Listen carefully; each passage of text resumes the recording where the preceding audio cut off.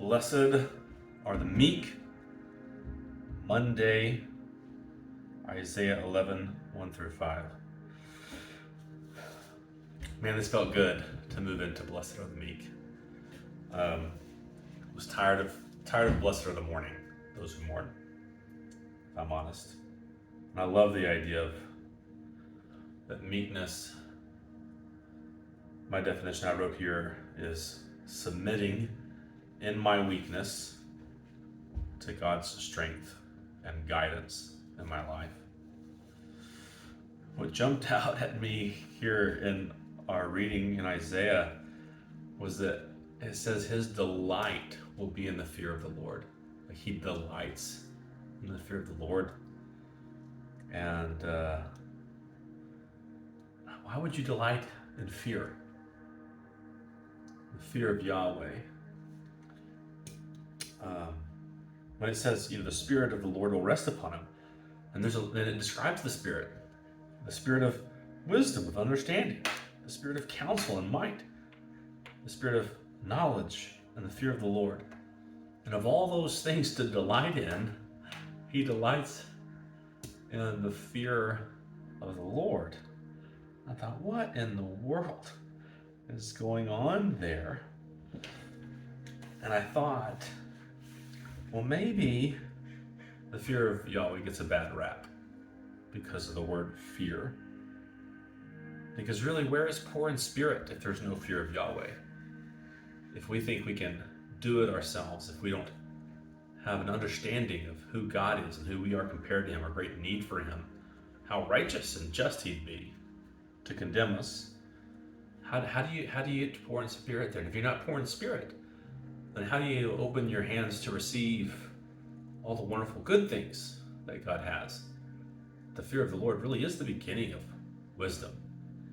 Without a fear of Yahweh, an understanding of who he is and who we are, and what we really deserve from him, what we're asking for him when we ask for grace. Mourning for sin without the fear of Yahweh would look more like the Pharisee from Poor in Spirit Monday. The Pharisee said, I'm so glad I'm not like these other sinners. Without some understanding of the fear of Yahweh, even our mourning over sin would be a gloating of our own righteousness. I wrote, I delight in the fear that brought me to the end of myself and positioned me to discover his love, because his perfect love casts out fear. And before this is talking about Jesus, this is talking about the Messiah, a ruler, someone who would rule, a king. I want a king or a government that has the fear of Yahweh. And as I thought about that, I remembered there's a phrase in here that in Isaiah that we just read that talks about him striking with the rod of his mouth, and that reminded me of Psalm 2, because something similar is said near the end of Psalm 2. At the beginning of Psalm 2, it says, why do the nations rage and the peoples meditate upon nothing? The kings of the earth set themselves up and the rulers take counsel together. They say, let us break their chains, the chains of Yahweh and his anointed one. Let us break their chains and throw off their shackles. And the one in heaven laughs at them.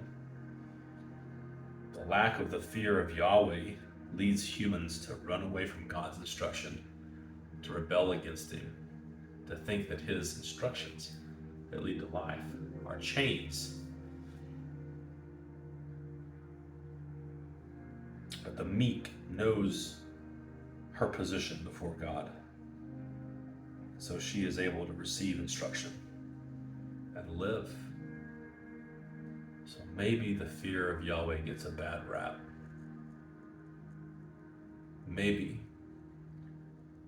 the fear of Yahweh leading us to poverty in spirit, to mourning our sin and the sin of the world, can actually lead us to open our hands and receive the life that we need from God and inherit the promises, like the promise of the land, the promised land.